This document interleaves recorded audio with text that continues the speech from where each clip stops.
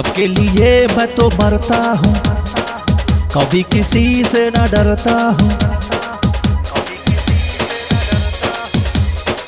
सबके लिए मैं तो मरता हूँ, कभी किसी से न डरता हूँ।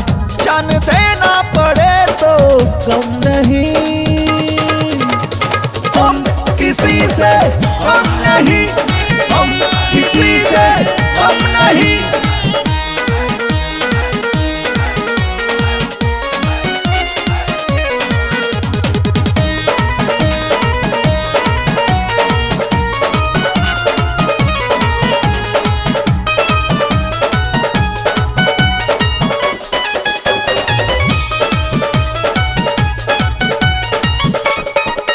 मेरा सबसे अलग एक है पहचान, सबको देता हूँ दिल से सम्मान।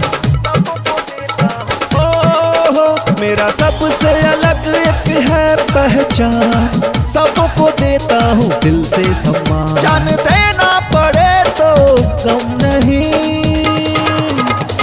हम किसी से गम नहीं, हम किसी से गम नहीं।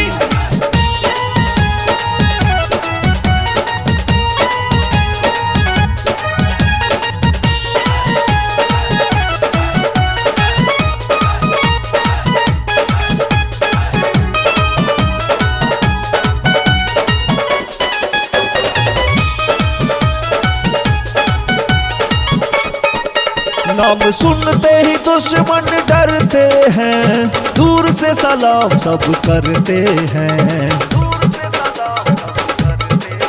नाम सुनते ही दुश्मन डरते हैं, दूर से सलाम सब करते हैं। जब हम हैं तो गोली बम नहीं, हम किसी से गम नहीं, हम किसी से गम नहीं, हम किसी से